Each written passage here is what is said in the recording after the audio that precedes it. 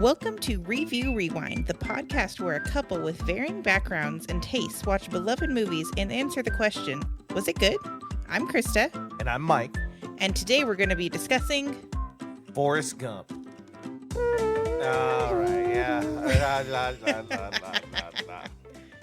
This movie was released July 6, 1994. It was rated PG-13. It is a comedy drama, or as they say in the industry, dramedy. A camera. It was directed by Robert Zemeckis, produced by Wendy Feinerman, Steve Starkey, and Steve Tisch. I already forgot. We had talked about it. I forgot. Written by Winston Groom and Eric Roth, which I might be wrong, but I think Eric Roth wrote the book. I think there was a Forrest Gump book before the movie. I think I remember. I don't remember who wrote it, but I did learn that there was a book. Yeah.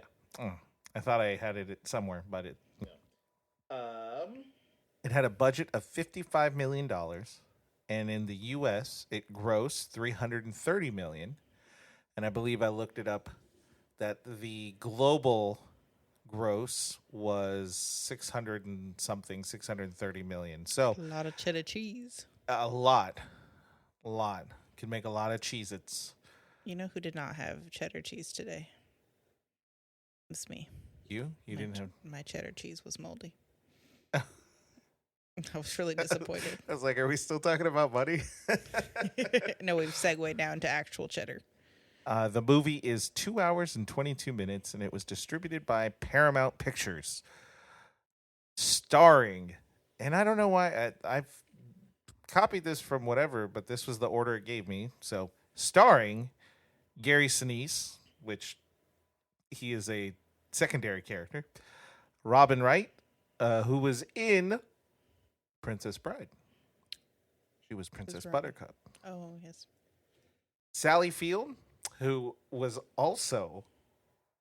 She wasn't in it. I was trying to see how long I can make you go there. And, of course, America's sweetheart, Tom Hanks. Tommy boy. Krista.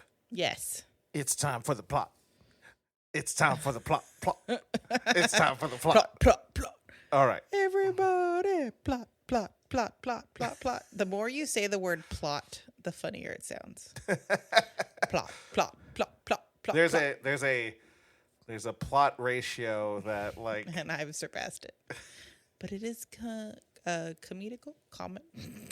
It is comedical. I like that. I'm going to use comedical. Yes. So the plot: slow-witted Forrest Gump. Rude. Did you just interrupt me? Sorry.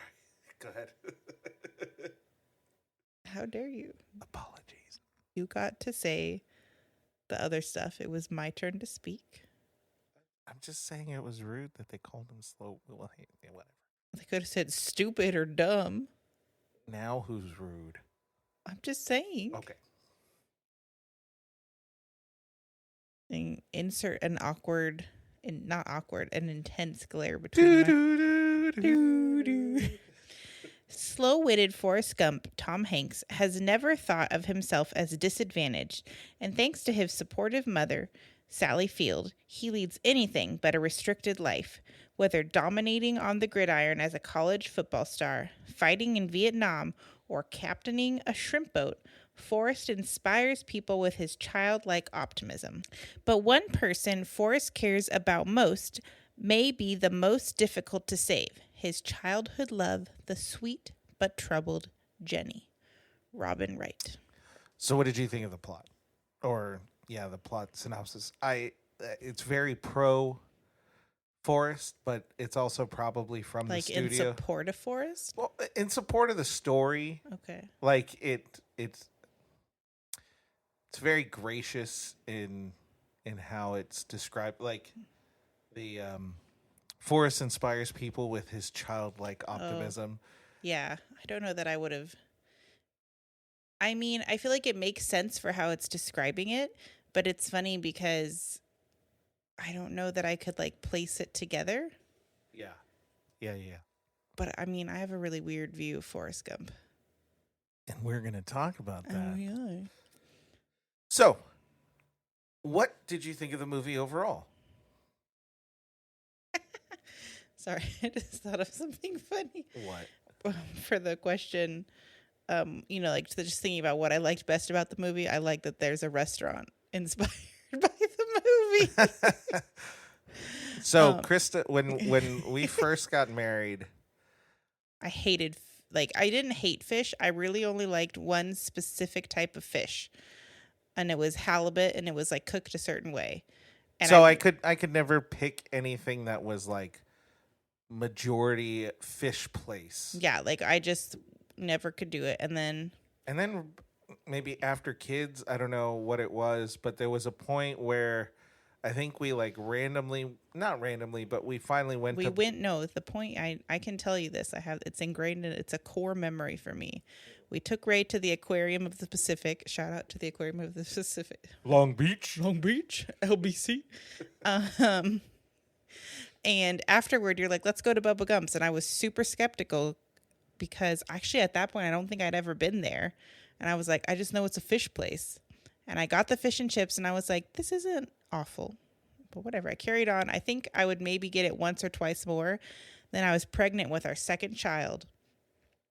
And nothing sounded better to me than fish and chips. I'm pretty sure we had it at least once a month, and I probably would have had it a lot more than that. Is that true? Did we have it really once a month? Maybe not. We had it. We did have we did go to Bubba Gump's more than we had ever gone before in that pregnancy time. Yeah.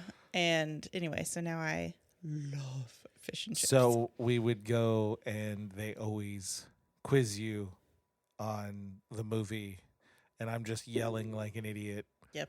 All the answers. Anyway, so what did I think of the movie overall?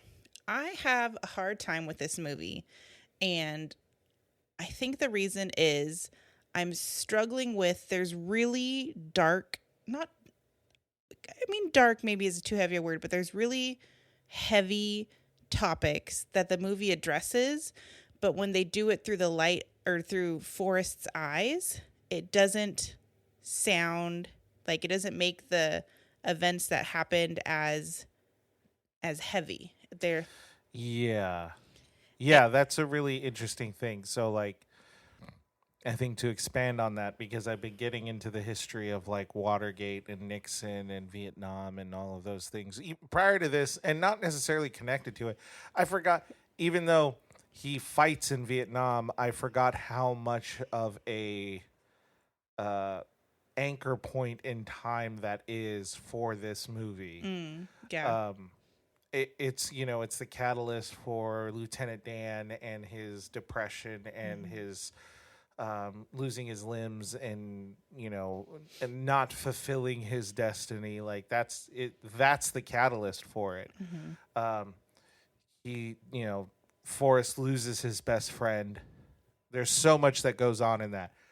I didn't, for whatever reason, my brain did not connect that while I was going into these things. It just, learning about Nixon, learning about Vietnam, and that Kissinger was in a place of influence. He actually pushed for Vietnam to last longer. And there's a ton of other atrocities. But you see it from his perspective. You see all of these horrible things going on, but there's this weird levity to it.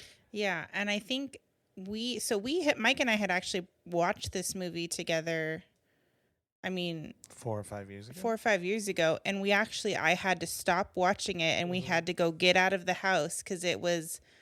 I think at the time I couldn't figure out why it was bugging me, but I started getting down watching the movie, and then so when we knew we were going to do it, I was like, okay, I have to be. It's weird to think I had to be mentally prepared to watch this movie, and that was part of the reason why we didn't have an episode last week, is both of us just weren't really in the right mindset to watch it. Maybe more so me, and then finally I was like, okay, I am prepared and I can watch it, and I was able to watch it when we watched it. and kind of be like, okay, I could now put to words what about it is hard for me. And it's that heavy concepts with this lightness. Do you think, and I could be way off, but do you think it's because no one actually really has vindication? Lieutenant Dan and Forrest are the only two who kind of have like a ribbon tied. Everyone else, Jenny, Yeah. all the soldiers, even Forrest's mom, Yeah. like all of these people, either there isn't enough or you really don't have like enough character development or enough of a like ending for them. Yeah, I don't know. I think Jenny's part is really hard for me to like see her, like the juxtaposition of her going through all this awful stuff, and Forrest just kind of keeps like all these good things weirdly keep happening to him. I think that was part of it. I think what's interesting about this is like, I think it would probably be generally on the shelf of like, oh, like a classic movie or everything, but I don't like that it's like considered that. And I would never want to go. At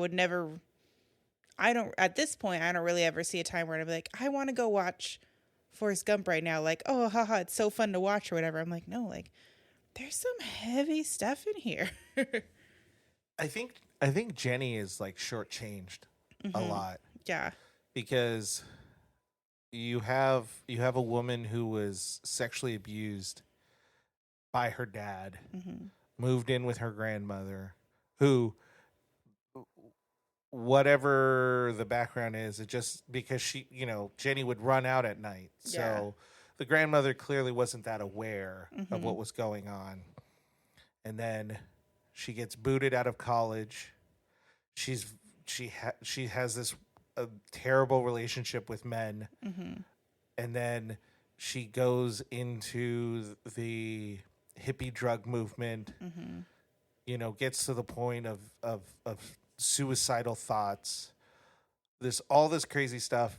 And then it's glossed over the fact that she cleaned up her life, even, working as a waitress, working to support her child, to support her family, to do all of these things.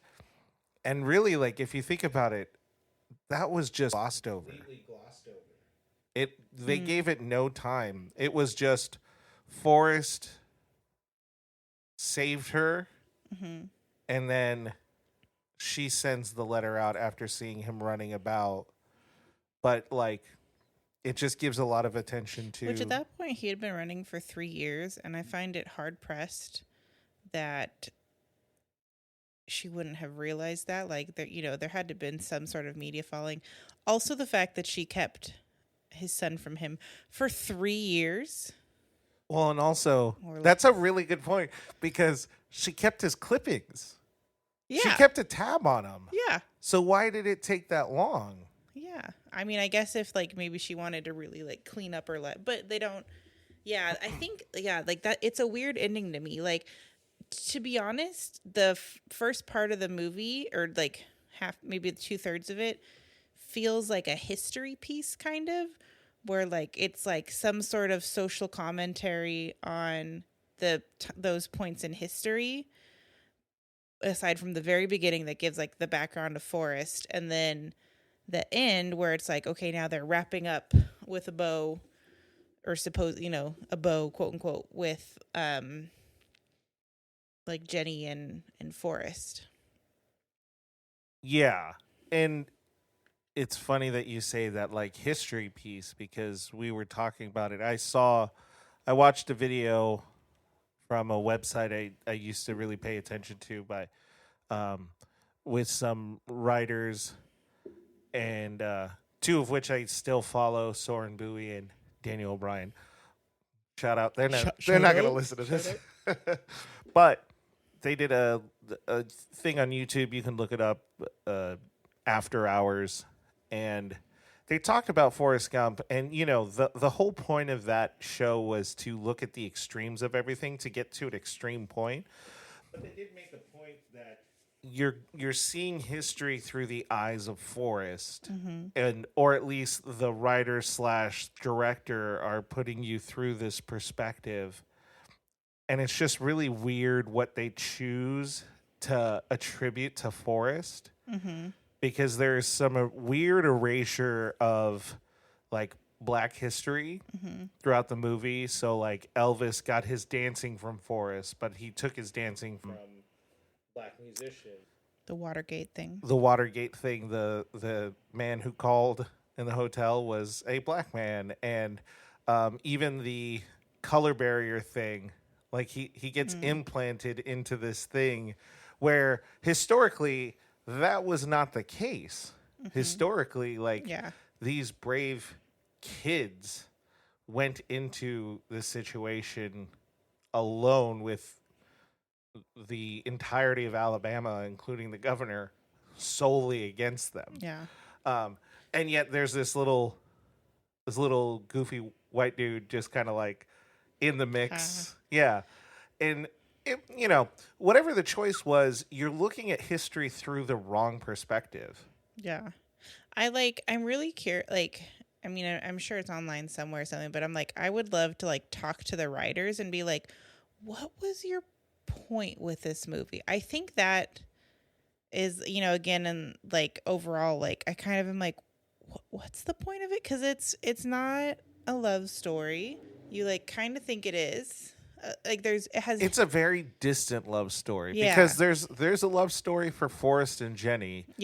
It takes a long time to like fully develop. We we made that joke where he's like, I may be dumb, but I know what love is. Or I may not be smart. And his look is just like, I have been waiting 35 years. That kind of thing. Like he had a very sassy, like mad look. And it took a long time for that to develop. I kind of understand that he was developing those feelings from the start. Like he fell in love with her when they were kids, but she kept him at arm's length because there was that conflict of intelligence, I guess you could say. But I don't know what the moral of the story is at the end of that. I think like it's just like thinking through it a little bit more as we're talking, like, maybe I think weirdly in my head because of the like politics stuff that's mentioned it, or the historical, whatever, what would you call it? Like, it's a recount of some stuff that has happened in the past. In my head, it has to be like some sort of commentary on it, but like forceful. But I'm like, it's just a story about a guy. But that's where I think maybe there is commentary on it, and it's a very weird commentary because they treat historical people in particular ways. We were talking about it like when he was in the room with the Black Panthers. The Black Panthers are historically moderate. They were carrying guns because they were getting killed. And so that's but they were socially moderate. They weren't like these like communist people. That's just the narrative that was built by, whoever at that time. They weren't really that. But in the scene with Forrest there, you have this dude, the leader of the Black Panther, just like yelling at him to the point where when he goes to take care of Jenny, in the background, you can still see him yelling at air. He's just yelling at no one. So there is a commentary there. There is a perspective. It's not an outright insulting perspective. Like they're not saying these people are bad, these people are good. But that's a weird choice, and it is a choice. Like the director told them to do that. So they're saying something. All the politicians who did really, really bad things were just kind of these. All the presidents were like these goofy little people who were just added into it. Well, it's funny. Like I didn't realize how many presidents have been shot. Like right? I didn't think about it. I'm like, oh my gosh. Like I guess like JFK, Lyndon Johnson got, I don't know if he was shot or definitely attempted. I don't know if Nixon, I actually don't know that one. Gerald Ford, someone tried to shoot him. Yeah. Reagan, someone, I don't think we got to that point. But then they talked about John Lennon. Yep. They also inferred that Forrest was the reasoning for a lot of like the arts. Like Imagine was because of the interview where Forrest was there. Yeah. They literally said like the first verse of Imagine. Imagine that. Yeah. It's easy if you try. So, what did you like best about the movie, though? As we sit here and nitpick it, what did you like the best about it? Aside from the restaurant that is the national treasure. Haley Joel Osment. Is that his last name? The little Forrest. Baby Forrest. Oh. He was adorable. He was so cute. I loved his acting. I loved everything he did. I think the development of the relationship between Lieutenant Dan and Forrest. Yeah. Lieutenant Dan's destiny was to die on the battlefield. He was robbed of that by the inherently good nature of Forrest. And you ain't got no legs, Lieutenant Dan. Sorry. And Forrest was then begrudged by Lieutenant Dan for years. Or no, I don't know how the timeline goes from when he was discharged to when he got the Medal of Honor. It was New Year's night. I don't know how long it was, but Lieutenant Dan had all the long hair. He looked like he had been disheveled for a while in New York. And he was like, they gave you the Medal of Honor. And that night, with the scene with the women in the hotel room, and then they ran out, and one of them called Forrest stupid. I think you said it, where it was Lieutenant Dan seeing his. Maybe you didn't say it. I think you said it probably. Maybe I'm taking this from that video too. I don't know. But it's the Only idea. Original thoughts, please, Michael. I have none. The idea that Lieutenant Dan has accepted that he is different now, and so he couldn't be in a situation where he allowed anyone else to treat Forrest the way that he didn't want to be treated. You know, he had been discriminated against because of his handicap. Yeah. That he didn't want anyone to treat Forrest that way, which felt like a big shift. Which, now thinking about that all happened in like one day, 1 or 2 days, I think. I don't know. But I like the development of that. I never thanked you for saving my life. And then Forrest saying, he never actually did. Yeah. But that understanding of that connection, I thought that whole relationship was quite lovely. And then at the end, when he came to the wedding and he had found his own love. You have legs, Lieutenant Dan. He's got new legs. What did you like about it? I think I liked the relationship, like the friendship between Bubba and Forrest, and like the shrimp boat thing. And not just because I love Bubba Gumps. Contrary to popular, but not, I don't know. I hate shrimp. I will never eat a shrimp. It's Mike's terrible. Goal to get me to eat a shrimp, and I won't do it. I don't want her to. I don't really care if she eats a shrimp or not. I love shrimp, and I just don't want to be judged when I eat shrimp.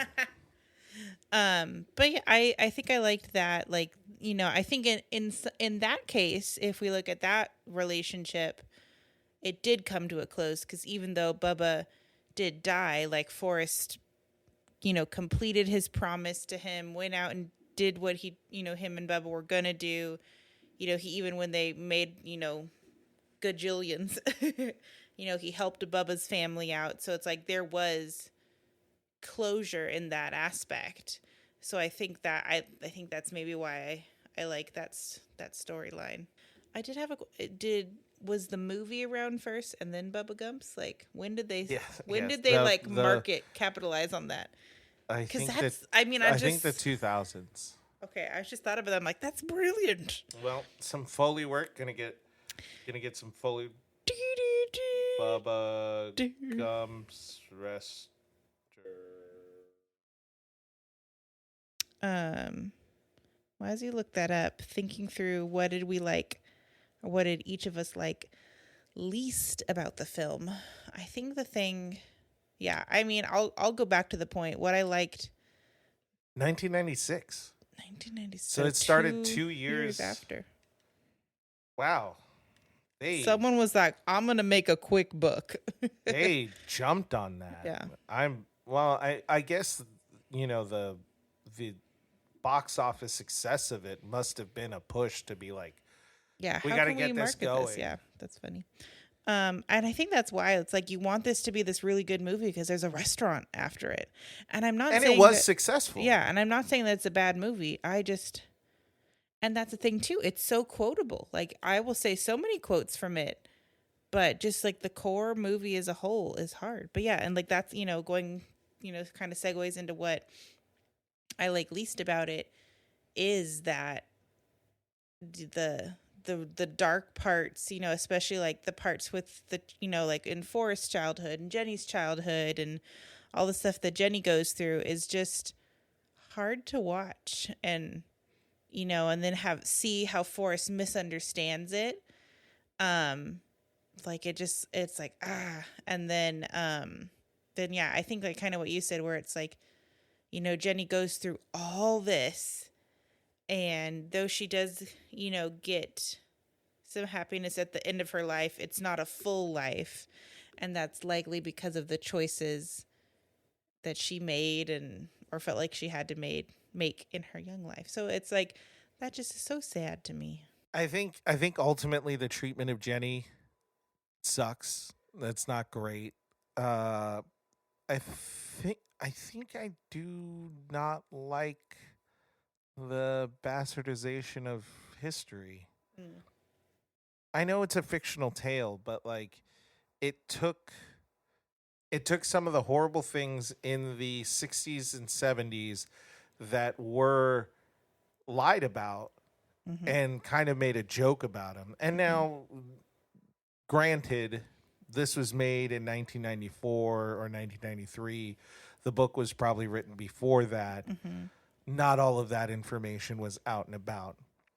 But it did have a striking take on it in the scope of what the history book said is what happened. Or it's kind of like if you had a weird uncle who who was trying to tell you history and this is what he remembered. Like that's what it kind of feels like. I think also I don't know what this says about the movie or says about me, but you were talking about how quotable it is. And I don't know if I like that it is so quotable, because are we quoting it because the lines are actually good, or are we quoting it because we're inherently making fun of someone who has a lower level of intelligence? Like, are we making fun of a learning disability in when we quote it? I don't like that reality. Yeah. And, I think 26 years later, 27, 28 years later, it's worth looking at and worth going, is this something we need to quote as much? I just don't like that I'm thinking about that. Yeah. And so maybe it's good that it made a story about someone of that character, but, I could do without quoting it, I guess. Who was your favorite character in the movie? I know we kind of said it a little bit, but I don't know that I have a favorite character. I mean, I liked Little Forrest, of course. Forrest. Yeah. Okay. I think we can agree on that. Yeah, that sounds good. Right. Was there something you didn't understand about the film? I think for me again, it's what is the point of the movie? Like what are they trying? Why was it made? and maybe that goes to what, why was the book written? What is it? But there's too many weird things where it's like, there's like love story components. There's, historical, you speaking on historical stuff. There's drama and comedy. And it just is kind of like, what's the point of the movie? Right. Is it trying to be a story of you don't have to have the greatest wits or the greatest tools to be the hero of the story, whatever it might be? Yeah, like who's it for? Yeah. And if it's going to be like the general public, that's really interesting. I think the thing I would say is I don't understand why, because it's a fictional movie, so they could have taken fictional things and said, "Oh, he was a part of that. Yeah. He made this happen. He broke this record. He did this or that or that." The ping pong thing, I don't know. That could have been I don't know if there's a ping pong star that they got ripped out of their spotlight because of Forrest Gump. But, Alrighty. Anything else you didn't understand? No. Now we are getting to the last part of the show. I just clapped for whatever reason. We're going to get to the last part of the show where it's the namesake of the show. We do a review rewind. Review rewind. Wee woo wee woo wee woo is what I should get a siren. That's the theme. Rewind. We are going to read some reviews. Interestingly enough, it was really hard to find reviews from 1994. When I went to Metacritic, I would click on the review, and the websites had deleted them. Oh, they had like whatever. So I had the preview, but I didn't have the review. So I tried to find the ones that were from that time and that were a little lengthier than this was a spectacular movie. This was a spectacular film. So Chris is going to read the good review. I'm going to read the bad review. And we tried to use the most popular of publications. Okay. Here we go. So from the Washington Post, it scored a 90. I am assuming out of 100. Zemeckis, an undisputed master of film technology. Oh. This is not our night. Zemeckis, an undisputed master of film technology, shows off an equal aptitude for vivid storytelling in bringing Winston Groom's picturesque novel to screen. Skillfully adapted by screenwriter Eric Roth, the story belongs in the company of such sweet classics as Rain Man and Harvey. But for all its guys, I can't read. Conviviality, is that an English word? Conviviality? I promise I'm an educated person, and I don't know what that word says, so I'm just going to skip it. So for all that it suggests that not only a simpleton could miss the arrow... Keeping all of this in. Great. But for all its conviviality suggests that only a simpleton could miss the erosion in the American national character. Like the gardener in Being There, Forrest benefits from a below-average IQ and an even temperament. What is this review even saying? I think the opposite of it. Yeah. Anyway, that's the good review, Michael. Take it away. Entertainment Weekly gave it a 50%. It is also glib, shallow, and monotonous. A movie that spends so much time sanctifying its hero that, despite his innocence, he ends up seeming about as vulnerable as Superman. I think this is the first time that I kind of agree with the... I wouldn't say it the way the bad review says it, yeah, but I'm not totally against it. Yeah. Yeah. One thing I noticed, maybe in 1994, but mind you, this is a year after Jurassic Park. Oh, no. When was Jurassic Park? 93, right? Oh, crap. No, I don't know. I think so. I think I was a fresh babe. Just so everyone knows, I'm Googling how to say the word that I couldn't say. Because I Make need your to phone know. Say it. Conviviality. Conviviality? What does that even mean? Can you stop talking? I'm trying to listen to the Google tell me how to Put say it into the mic. Okay, excuse me. Conviviality. I don't hear the con. I know it's not saying the con. Is con silent? Learn- Can con be learn- silent? The quality of being friendly and lively. She's not saying the con. She's not. Google, you're broken. If you've stuck with us this long. But for all its friendliness suggests that only a simpleton could miss the erosion in American national character like the gardener in Being There. Forrest benefits from below average IQ and even temperament. We'll get back to that. What I was going to say is this is just a year after Jurassic Park. Mm-hmm. That CGI sucks. Oh, yes. Those were so bad. And Yes. maybe at the time, because it was mixing in Tom Hanks into these historical reels, because those were real. Maybe they weren't. I don't know. But it was the first time of opposing face pictures of people's faces, Nixon, JFK, all of that, Oh, yeah. onto actors and all of that. It sucked. Like the lips, I everything wonder about if, it was like- so bad. Well, like, you know, you take a movie like Jurassic World where like the core of this movie is dinosaurs, which do not exist. So we have to spend a lot on CGI. Whereas maybe for this one, they're like, we can get away with, doing it. I don't know, because I think Kurt Russell did the voice of Elvis. Mm-hmm. He could have pulled off being Elvis, but they use the camera to avoid his face.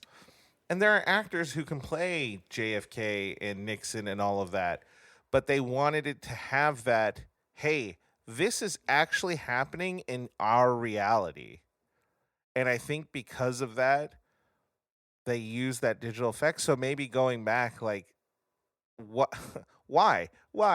I don't know. It was a weird choice. Anyway, I just want to say I do like the description of where it says suggests that only a simpleton could miss the erosion in American national character. I like that phrase, like the erosion of American national character. but who's eroding it? Yes. But it's like, okay. Yeah, like I'm like that I mean, I feel like in a weird way that adds a slight clear, when you're getting your eyes examined and they keep doing the little click click click, it like adds one little lens to make it. What a great analogy I just made. Speaking of that, I need to get my eye exam scheduled. So this is your reminder. If you have not done Your yearly eye exam. your annual eye exam, Do I have to? Is it my time? it's too? also your turn as Okay. well. #treat yourself. Okay. Anyway, That's a weird thing to treat yourself with. But we were talking about it, and maybe this falls under the thing that I don't like, because what is he trying to say? The erosion of the American national character. Who is eroding it? Who is the movie choosing to erode it?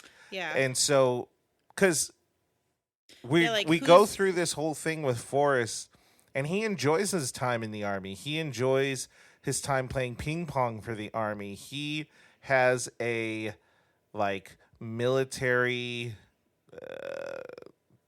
business, I guess you could say, Republican background. And then Jenny she goes the hippie path, free love, drugs, all of that stuff. And there's this weird, see, her life sucks and his life is, but I don't know if they're actually saying that either, because the things around him happening are horrible. Yeah. So who's eroding it? Is it just generally America? A general erosion. Yeah. And, it's an interesting take. I don't know if I want to give it as much credence to say that is good or bad or anything like that. Yeah. This movie has its moments. Tom Hanks has great acting moments. He's playing a character with quote unquote low IQ, but there are things that Forrest does that I'm genuinely like, I do that. I don't know why. What would you rate the movie? I don't know if this will be controversial or not, but like a B- or a C+.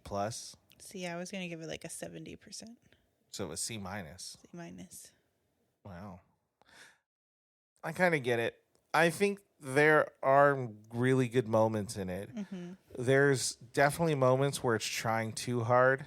So if I was actually going to grade this as an essay, this essay has a lot of needless paragraphs. It has a lot of redundancy, and it has too many topics rather than kind of focusing on one thing. Yeah.